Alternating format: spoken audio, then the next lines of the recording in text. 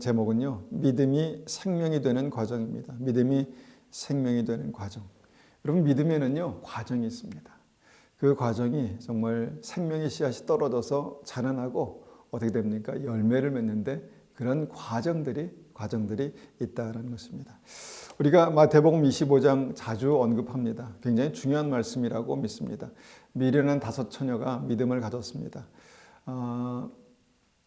그러니까 10명의 처녀 중에서 미련한 5 처녀가 믿음을 가졌습니다. 그런데 그 과정에서 실패했다는 것이죠. 1 달란트 받은 종도 믿음이 있었습니다. 그런데 그 과정에서 실패했습니다. 염소의 신앙인들도 주님을 주여 주여라고 불렀습니다. 그런데 실패했습니다. 모두 예수님을 믿고 다시 오실 주님을 믿는다고 했지만 그러나 결국 믿음에서 실패하고 지옥 갔습니다. 왜 그랬습니까? 오늘 우리가 이 믿음을 다시 한번 생각해 보면서 그 믿음이 어떻게 우리가 그 믿음을 잘 붙들고 받아들이고 우리의 삶 가운데 적용이 되는가, 이것을 생각해 보기 원합니다. 우리가 믿음을 생각할 때요, 믿음을 우리가 머리로만 그렇게 생각할 수 있습니다. 그러니까 지적인 동의로 우리가 믿음을 받아들일 수 있다는 것입니다. 그런데 믿음이 무엇입니까? 믿음은 그 과정에서 꺼지지 않은 등불로 나타나야 합니다. 꺼지지 않는 그 슬기로운 5 처녀의 그 등불로 나타나는 것입니다.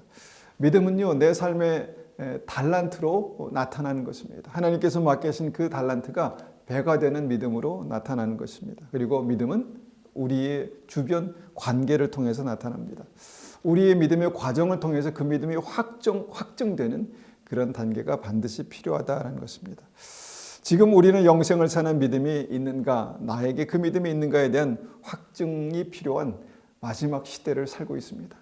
마지막 때 어떻게 합니까? 정말 마지막 중요한 시간, 그 디데이가 가까움을 볼수록 내가 믿음이 있는가, 내가 온전한 믿음으로 주님 앞에 바로 서 있는가, 막연함이 아니라 확실한 그 확증이 필요하다라는 것입니다.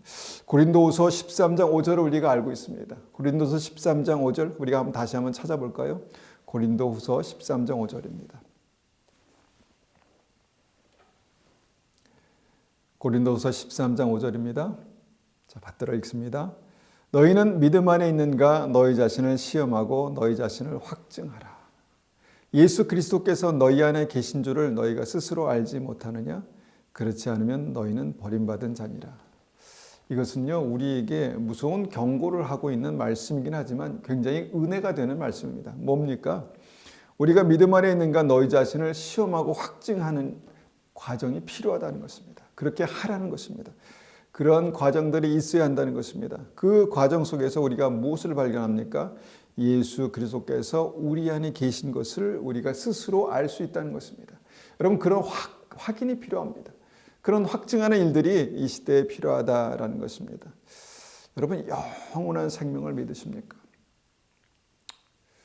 우리가 믿는다고 말합니다. 그러면 여러분 몇 %나 믿으십니까? 영원한 하나님의 나라, 영원한 생명을 몇 %나 믿으십니까?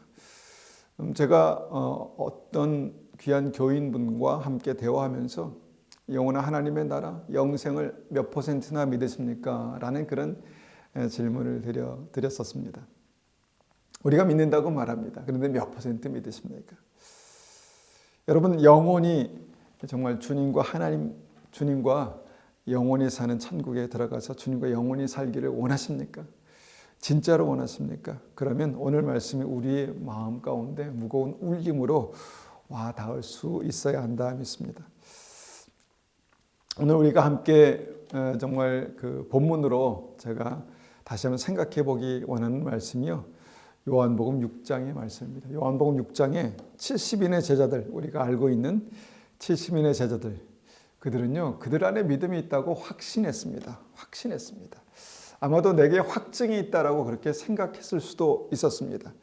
왜냐하면 그 확증으로, 그들이 생각하는 확증으로 예수님의 말씀을 그렇게 분별하면서 결국은 그 믿음에서 떠나간 그런 사건이 바로 요한복음 6장에 나와 있습니다. 그런데 정말 확증하는 방법이 무엇인가?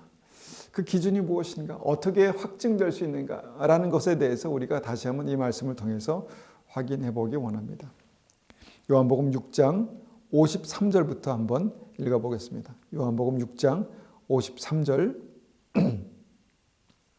요한복음 6장 53절입니다. 53절 받들어 있습니다. 예수께서 이르시되 내가 진실로 진실로 너희에게 이르노니 인자의 살을 먹지 아니하고 인자의 피를 마시지 아니하면 너희 속에 생명이 없느니라. 내 살을 먹고 내 피를 마시는 자는 영생을 가졌고 마지막 날에 내가 그를 다시 살리리니 내 살은 참된 양식이요 내 피는 참된 음료로다. 주님께서는 살과 피를 먹는 믿음에 대해서 말씀하셨습니다. 그리고 이것이 처음에 제자들에게는 아직도 어쩌면 우리에게도 잘 와닿지 않을 수도 있는데 이 말씀이 굉장히 중요했습니다. 그리고 예수님은 제자들과 함께 이제 그 만찬을 나누시면서 그 성찬식을 하셨죠. 그러면서 이것은 너희를 향한 너희를 위해서 뿌린 나의 피다. 그리고 이것을 받아 마시라. 이것은 너희를 위해서 찢긴 나의 몸이다. 이것을 받아 먹어라. 이렇게 말씀하셨죠. 이것이 참된 양식이고 참된 음료다 말씀하시는 주님의 어떤 강력한 그런 진리가 여기에 담겨 있는 부분입니다. 60절 말씀 한번 건너뛰어서 읽어보겠습니다. 60절 61절입니다. 제자 중 여럿이 듣고 말하되 이 말씀은 어렵도다. 누가 들을 수 있느냐 한데 예수께서 스스로 제자들이 이 말씀에 대하여 수군거리는 줄 아시고 이르시되 이 말이 너희에게 걸림이 되느냐. 여러분 이 말씀이 어려웠습니다. 그리고 70인의 제자들, 그러니까 대다수의 제자들에게 걸림이 되었다. 넘어가지 않았다. 소화가 되지 않았다라는 그런 말씀을 합니다. 그래서 66절입니다. 66절. 그때부터 그의 제자 중에 많은 사람이 떠나가고 다시 그와 함께 다니지 아니하더라. 그때부터 많은 제자들이 예수님을 떠나갔습니다. 예수님을 떠났습니다. 그리고 그 이후로 다시는 예수님과 함께 다니지 아니하였다. 여러분 길과 진리요 생명이신 예수님을 떠나가면요 믿음은 끝입니다. 그렇지 않겠습니까?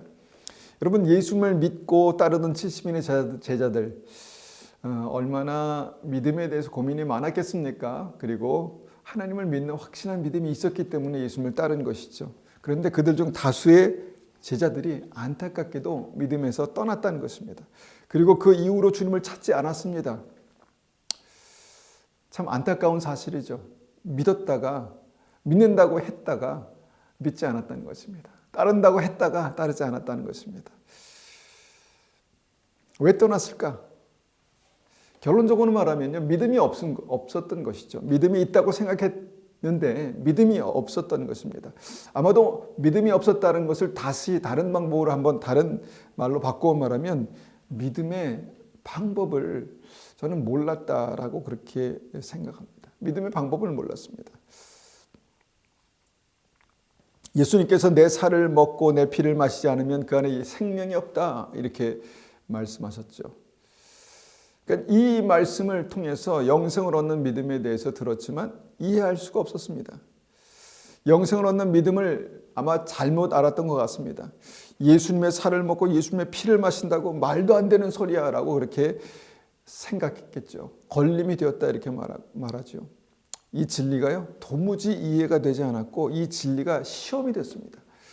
예수님께 말씀을 들었는데 예수님의 진리의 말씀, 영생의 말씀을 들었는데 이 말씀이 시험이 되고요. 어려웠습니다. 이 시대에 많은 크리스찬들이요 수많은 말씀을 듣습니다. 수많은 설교를 듣습니다. 다 이해가 될까요? 저는 다 이해가 되지 않을 거라고 생각합니다. 아마도 너무 많은 말씀을 듣기 때문에 습관적으로 그냥 그 말씀을 듣는다라고 생각할 것입니다. 그런데 들어도 이해가 되지 않는 말씀. 그런 말씀을 이제 듣게 된다는 것입니다. 그래서 반복적으로 들으면서 이해하려고 노력을 하겠죠. 그리고 이해하면서 어떻게 됩니까? 내가 이 말씀에 대해서 동의하는가? 이 동의하는 어떤 그것이 이제 믿음이라고 생각하겠죠. 그렇습니까? 내가 말씀을 듣고 그 말씀에 내가 이해하고 동의하면 믿음입니까? 이게 아니라는 것입니다. 여러분 이것이 우리가 영생을 사는 믿음의 기준이라면 우리도 믿음에 대해서 실패할 확률이 대단히 높습니다. 왜냐하면 지금 이 시대에 수많은 말씀이 정말 홍수처럼 그렇게 정말 우리가 핸드폰만 켜도 수많은 말씀을 들을 수 있는 이 시대에 여러분 이 믿음의 기준이라면 실패할 확률이 매우 높다는 것입니다. 이것이 많은 어떤 경우 이것이 많은 크리스천들에게 혼동이 되는 부분이라고 생각합니다. 여러분 영생을 얻는 믿음이 무엇입니까? 결론적으로 말씀드리면 이것은 지적인 동의가 아니라는 것입니다. 이해가 아니라는 것입니다. 우리는 이해하고 지적으로 동의해서 이해하는 것이 믿음이라고 생각하지만 그것이 아니라는 것입니다. 무슨 말씀입니까? 어떻게 우리가 이 상황을 이해할 수 있을까요? 여러분 하나님의 그 지혜와 지식의 무궁함, 방대함 이것을 어떻게 우리가 이해할 수 있을까요? 여러분 내 이해라는 그런 좁은 그릇에다가 하나님의 정말 무궁무진한 그 지혜와 지식을 내가 담는다라고 생각하면 얼마나 담을 수 있겠습니까? 내 마음의 그릇이라는 이 조그만 그릇에 하나님의 사랑을 담는다고 생각해 보십시오. 얼마나 담을 수 있을까요? 무슨 수로요? 내 작은 그릇에 하나님의 크고 방대하신 진리와 그 사랑을 담아내겠습니까? 그러려는 이 방법 자체가 잘못되었다는 것입니다. 그런데 많은 사람들은 이것을 믿음이라고 생각합니다. 내 마음, 내 이해, 내 지식, 내 마음에 담긴 이것이 믿음이라고 생각하는 것이죠. 당시 70인의 제자들이 그랬습니다. 그리고 지금 이 시대에도 많은 크리스찬들이요 이런 이유 때문에 길과 진리와 생명 되신 예수님을 따른다고 하면서 따르지 못하는 그냥 기독교라는 종교를 가지고 있지만 예수님을 따르지 못하는 그런 일들 가운데 있다라는 것을 보게 됩니다. 그러니까 이 시대에도요 실제로 바리새인들이 있습니다. 하나님을 믿는다고 하지만 자기의 생각과 자기의 이해로 하나님을 믿으려고 하는 어떤 그런 바리새인들. 그래서 결국 하나님을 믿는다고 하면서 결국 예수님을 하나님께서 보내신 그 생명의 근원이신 예수님을 대적하는 그런 십자가에 못 박는 그런 일들이 있을 수 있다라는 것입니다. 여러분 그 영생을 얻는 믿음이 있다 없다. 여러분 그 증거를 우리가 어떻게 이해할 수 있을까요? 영생을 얻는 믿음이 있다 없다. 여러분 죽은 사람과 산 사람이 대화할 수 있습니까? 물론 산 사람이 상상력을 통해서 죽은 사람과 대화한다. 뭐 그럴 수 있는 것이죠. 그런데 죽은 사람과 산 사람은 대화할 수 없습니다. 마찬가지로 죽은 영과 하나님의 살아있는 영이 어떻게 대화할 수 있겠습니까? 그럼 믿음은요, 살아계신 하나님의 영과 우리의 살아있는 영이 교통하는 것입니다. 대화하는 것입니다. 영과 영이 살아서 교통하는 것이 영생하는 믿음이다라는 것입니다. 우리의 영이 살아나야 하나님과 하나님의 영과 교통할 수 있는 것이죠. 그럼 영이 살아나는 믿음이 무엇입니까? 영이 살아나는 믿음의 방법이 무엇입니까? 이해라고 가르칩니까? 이해입니까? 아니라는 것이죠. 이해가 아니라 믿음이라는 것입니다. 믿음, 오직 믿음으로. 믿음이라는 것입니다. 예수님의 살을 먹고 피를 마시는 것을 주님께서 영생을 얻는 믿음이다라고 그렇게 말씀하셨는데 70인의 제자들은 이것을 믿음으로 접근하지 않고 이해로 접근했다는 것입니다. 그러니까 믿음이 이해가 돼야 이게 지적인 동의가 돼야 이것을 믿음으로 내가 붙들 수 있다라는 이 방법을 믿음이라고 착각한 것입니다. 그러면 어떻게 예수님의 피를 마시고 살을 먹을 수 있을까? 한번 우리가 이제 이 성경에 있는 말씀들을 토대로 해서 이것을 이제 접근해 볼 수 있는데 믿음으로 접근해 볼 수 있는데요. 여러분 예수님의 피를 먹고 예수님의 살을 먹어야 영생이 있다는 말씀을 믿음으로 붙들 수 있겠습니까? 붙드십니까? 그리고 예수님의 피를 마시고 예수님의 살을 먹기를 원하십니까? 만약에 우리가 이제 이것이 진리라고 확실히 믿는다면 내가 어떻게 그럼 예수님의 살을 먹을 수 있지? 예수님의 피를 마실 수 있지라는 그 믿음으로 접근할 것입니다. 그런데 이것이 정말 이것을 우리가 동의로 이해로 받아들이려면 거기서 우리가 이것이 어떻게 가능한 믿음입니까? 이것이 어떻게 하나님께서 영생을 얻는 방법이라고 말씀하시는가에 막혀서 걸림이 될 것이라는 것이죠. 주님께서는 이 진리를 선포하시면서 제자들의 동의를 구한 것이 아니었습니다. 그러니까 제자들의 믿음을 찾으신 것이죠. 믿음을 찾은 것입니다. 살과 피, 주님의 살과 피를 먹고 마시지 않으면 영생이 없다는데 무슨 말이 필요하겠습니까? 무조건 어떻게 하면 주님의 살과 피를 먹을 수 있습니까? 어떻게 하는 것이 주님의 살과 피를 먹는 것입니까? 라는 이제 그런 믿음의 접근이 필요한 것이죠. 그럼 우리가 이제 이 말씀을 한번 예를 들어서 믿음으로 접근하는 방법들을 한번 생각해 보기 원합니다. 여러분, 예수님의 피가 무엇입니까? 예수님의 피. 마태복음 26장 28절을 보니까 이렇게 우리에게 예수님의 피에 대해서 말씀하십니다. 마태복음 26장 28절입니다. 마태복음 26장 28절.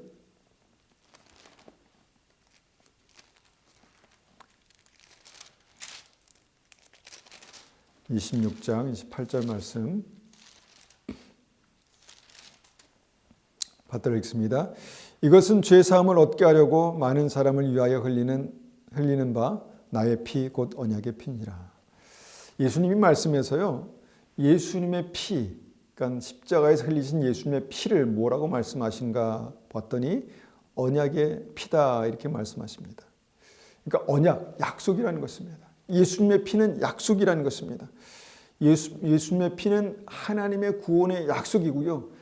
예수님의 피는 예수님께서 우리를 위해 생명을 주시기까지 우리를 구원하시려는 그런 약속입니다.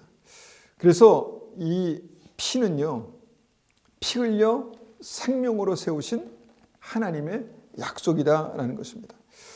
피는 절대로 파기될 수 없는 하나님의 계약입니다. 계약. 맹약이라고 그러죠. 커버넌트라고 그렇게 말하죠. 그래서 십자가 생명을 주심으로 하나님께서 우리에게 약속하신 것입니다. 약속. 우리가 이제 대화하면서 내가 목숨 걸고 맹세라고 막 답답하고 뭔가 그럴 때 이런 얘기를 하지 않습니까? 근데 우리가 목숨 걸고 맹세라는 게 뭡니까? 정말 우리가 이것은 너무너무 틀림없어 이것을 이제 강조하는 것 아니겠습니까? 그런데 주님께서 실제로 약속을 하시기 위해서 목숨을 거셨습니다. 목숨 걸고 그렇게 약속을 정하셨다는 것입니다. 그러니까 우리처럼 말로만 목숨 거신 게 아니라 실제로 그 약속을 지키기 위해서, 그 약속을 세우시기 위해서 십자가에서 목숨으로 값을 지불하셨다는 것입니다. 여러분, 이것보다 더 진지하고 확실한 약속이 어디 있겠습니까? 창조주 하나님께서 목숨을 걸고 약속을 세우셨습니다. 누구와 약속을 세우셨습니까? 우리와 약속을 세우셨다는 것입니다. 우리가 그럴 만한 가치가 있습니까? 우리가 그럴 만한 가치가 있기 때문에, 우리가 하나님의 형상이기 때문에 주님께서 우리와 목숨 걸고 약속을 세우셨습니다. 스스로 세우셨다는 것입니다. 이것은 죄 사함을 얻게 하려고 많은 사람을 위하여 흘리는 바 나의 피 곧 언약의 피니라. 약속의 피를 흘리셨다라는 것입니다. 피로 약속을 맺으셨다는 것입니다. 여러분, 그 피를 마시는 방법, 그것이 무엇일까요? 주님의 약속을, 피로 세우신 약속을, 생명으로 세우신 약속을 믿는 것입니다. 주님은 굉장히 진지하십니다. 생명을 거시고 약속을 세우신 것입니다. 그래서 피를 마시는 것은 그 무게로 주님의 약속을 믿는 것입니다. 믿는 것입니다. 내 의지가, 내 이해가 아니라, 내 동의가 필요한 것이 아니라 주님께서 세우신 약속을 믿는 것입니다. 믿음이 필요한 것입니다. 여러분, 주님의 피를 마시는 방법은 이것입니다. 믿는 것입니다. 단순하게 믿는 것입니다. 여러분, 믿으십니까? 내 지적인 동의와 이해가 믿음이 아니라 주님께서 세우신 그 약속을 내가 믿는 것입니다. 그냥 믿는 것입니다. 어떤 약속입니까? 사랑의 약속이 있습니다. 요한복음 3장 16절 우리가 잘 아는 말씀이죠. 하나님이 세상을 이처럼 사랑하사 독생자를 주셨으니 이는 그를 믿는 자마다 멸망치 않고 영생을 얻게 하려 하심이라. 영생을 주시는 하나님의 약속을, 하나님의 방법을 믿는 것입니다. 우리가 믿습니다. 우리가 믿습니다. 우리의 의가 아니라 우리를 위해서 생명 주신 예수님을 내 구주로 믿는 자마다 영생을 얻게 하시는, 영생을 주시는 하나님의 약속입니다. 약속, 피로 세우신 약속입니다. 이해가 아니라 믿는 것입니다. 왜 사랑하시는데? 내가 사랑받을 만한 자격이 있는가? 어떻게 사랑하시는데? 나는 그 사랑이 도저히 이해가 되지 않아, 공감이 되지 않아. 그래서 사람들은 이것을 믿는다고 말하지만 믿지 않는 것입니다. 우리의 삶 가운데 하나님께서 사랑하신다 말씀하시지만 내가 느끼기에는 그것이 사랑처럼 느껴지지 않습니다. 그런데 그리 아니하실지라도, 그렇게 하지 않으실지라도 나는 하나님께서 나를 사랑하시는 그 사랑을 믿는 것입니다. 이해가 되지 않아도, 동의가 되지 않아도 하나님의 사랑을 끝까지 믿는 것입니다. 하나님께서 나를 사랑하시는 그 사랑을 끝까지 믿는 것입니다. 이것이 예수 그리스도의 보혈을 마시는 것입니다. 또 어떤 약속입니까? 대속의 약속입니다. 마태복음 9장 6절에 말씀하시죠. 그러나 인자가 세상의 죄를 사하는 권능이 있는 줄을 너희로 알게 하려 하노라. 여러분, 죄를 사하신 것은 하나님의 능력입니다. 하나님의 권능입니다. 우리의 느낌이나 우리의 절차가 아니라 하나님께서 약속하신, 하나님께서 약속하셔서 우리에게 직접 시행하시는 하나님의 권능이 바로 우리의 죄를 사하시는 하나님의 은혜입니다. 약속입니다. 우리가 죄를 고백하면 저는 미쁘시고 의로우사 우리를 사하시고 모든 죄에서 우리를 깨끗게 하시는 것이 하나님의 권능이라는 것입니다. 다시 한번 요한일서 1장 9절 보면 만일 우리가 우리 죄를 자백하면 그는 미쁘시고 의로우사 우리 죄를 사하시며 우리를 모든 불의에서 깨끗게 하실 것이요. 모든 불의에서 우리를 깨끗게 하시는 것이 하나님께서 주신, 세우신 약속입니다. 권능으로 세우신 약속입니다. 또 무슨 약속입니까? 영생의 약속이 있죠. 하나님이 세상을 이처럼 사랑하사 독생자를 주셨으니 이는 그를 믿는 자마다 멸망치 않고 영생을 얻게 하심이라. 영생의 약속, 영생을 주시는 약속. 여러분, 이 약속을 믿으시기를 바랍니다. 여러분, 예수님께서 피로 세우신 약속들은요, 이 외에도 놀라운 약속들이 성경에 많이 있습니다. 축복의 약속이 있고요, 형통의 약속이 있고요, 주님께서 나와 함께 하신다는 약속이 있고요. 여러분, 이 약속 끝까지 붙드시고 믿으시기를 축원합니다. 이것이 예수님의 보혈을 마시는 방법입니다. 이해가 아니라 믿는 것입니다. 주님께서 피로 세우신 약속을 믿는 것입니다. 여러분, 예수님께서 예수님의 피를 마신다는 것은요, 그냥 일회성으로 끝나는 어떤 그런 믿음이 아닙니다. 끝까지 가는 것입니다. 무조건 하는 것입니다. 조건에 묶이지 않고 상황에 묶이지 않고 예수님께서 주신 피의 잔을, 우리가 약속의 잔을 마시는 것입니다.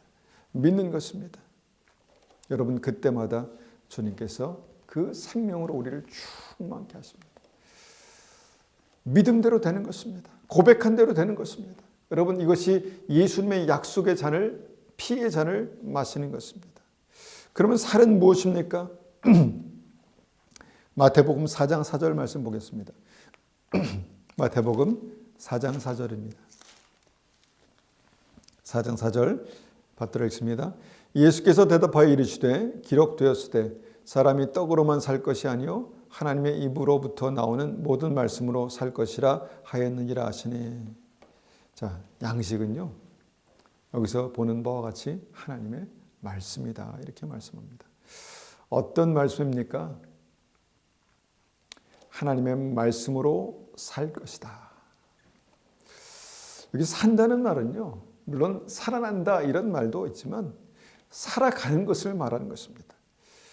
하나님의 말씀으로 살 것이다. 특별히 믿음으로 살아내야 하는 말씀들이 있다는 것입니다. 여러분, 이 말씀을 생명의 말씀이라고 하죠. 우리가 생명의 떡, 이 믿음으로 말씀을 살아내는 것이 생명의 떡이다. 생명의 말씀이다. 이렇게 말씀한다는 것입니다. 말씀하는 것입니다. 여러분, 말씀을 살아내면요, 그 안에 생명이 역사합니다. 떡을 먹으면, 양식을 먹으면, 음식을 먹으면 힘이 나죠. 살아나죠. 하나님은 하나님의 말씀을 먹음으로, 그러니까 하나님의 말씀을 살아내므로 먹을 때 말씀을 먹었다고 하고 그 안에 생명이 역사하는 그런 정말 생명, 영생의 방법을 허락하셨다는 것입니다.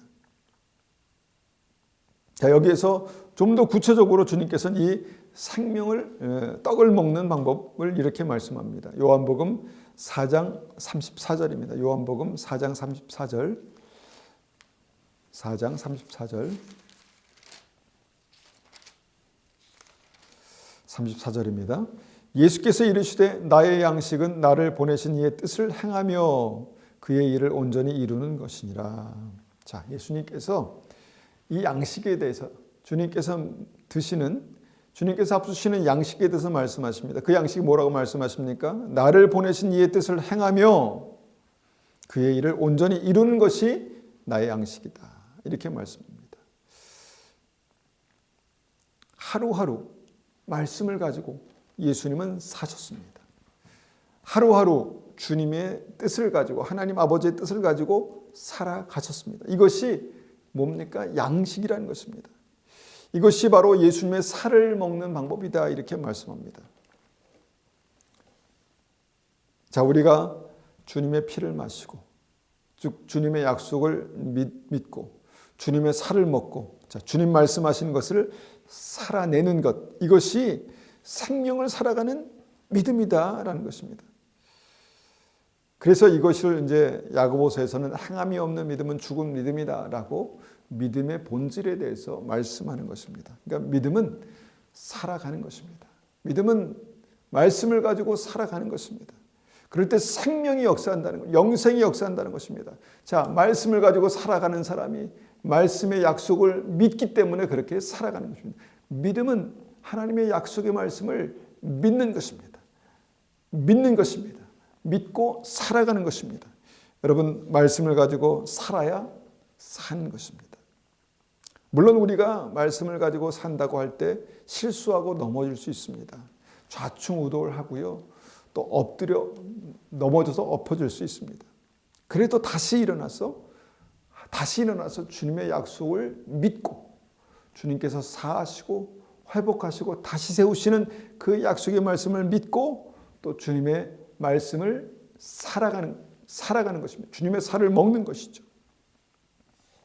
이렇게 주님의 살을 먹고 피를 마실 때 우리 안에 영생이 있다 말씀하십니다. 이런 과정을 통해서 우리 안에 영생을 확인할 수 있다는 것입니다.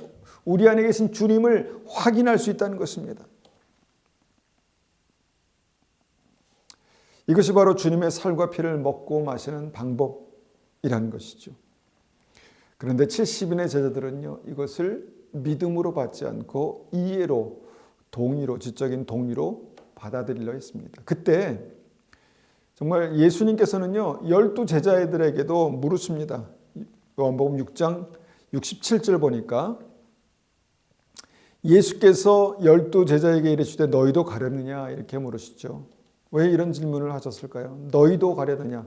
무슨 말씀입니까? 너희도 이해하지 못한 것 같은데 너희도 똑같이 떠나려느냐? 이런 말씀입니다. 여러분, 당시 12 제자들은요, 이 말씀의 깊은 의미를 사실 이해할 수 없었습니다. 좀 확신합니다. 이해할 수 없었습니다. 그래서 물어보신 것이죠. 그래서 떠나가려느냐? 이렇게 물어보신 것입니다. 그때 베드로가 대답합니다. 요한복음 6장 68절이죠. 시몬 베드로가 대답하되 주여 영생의 말씀이 주께 있사오니 우리가 누구에게로 가오리까? 베드로는 이해할 수 없었지만 확실한 것이 있었습니다. 이 말씀은 영생의 말씀입니다. 주님께서 하신 말씀은 영생을 사는 영생의 말씀입니다 라는 믿음의 고백을 하고 있습니다. 그러니까 먼저 이해한 것이 아니라 베드로가 믿었다는 것입니다. 먼저 믿었다는 것입니다. 베드로는 자기도 의식하지 못한 채 어떻게 뭘 하고 있습니까? 예수님의 영생의 약속을 지금 받아 마시는 것입니다. 받아 마시는 것입니다. 그리고 주님을 따랐습니다. 주님을 따라갔습니다. 무엇입니까? 하나님의 말씀을 먹었습니다. 길과 진리요 생명이신 주님을 따르는 그 믿음의 길을 선택했습니다. 말씀을 먹은 것입니다. 말씀을 살아간 것이죠. 그리고 어떻게 됐나요? 베드로가요, 참 지식이 짧았습니다. 좌충우돌하고 성격이 급했습니다. 부딪히고 또 배신했습니다. 실패했습니다. 그런데 계속해서 그가 끊임없이 놓지 않은 것이 무엇입니까? 주님의 피를 마셨습니다. 주님의 약속을 먹었습니다. 그리고 주님의 살을 먹었습니다. 주님의 말씀을 살아갔습니다. 내 양을 먹이라 그렇게 따라갔습니다. 결국 생명을 얻고 결국 영생의 길을 가고 그 영생의 길에서 예수 그리스도께서 그와 함께 계신 것을 발견했다는 것입니다. 믿음은 이해와 동의와 어떤 분별로 되는 것이 아닙니다. 믿음은요, 이것이 생명의 말씀인 것을 우리가 확인했다면, 이것이 하나님의 말씀인 것을 확인했다면 이 말씀을 붙들고 그냥 나의 것으로 믿고 살아가는 것입니다. 이것이 말씀을 먹고 또 이것이 하나님의 약속을 마시는 것입니다.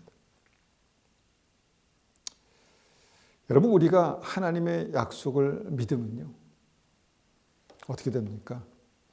기다릴 줄 압니다. 하나님의 약속을 믿으니까, 주님께서 약속하신 말씀이 진리인 것을 믿으니까 기다립니다. 하나님의 약속을 믿으면 인내합니다.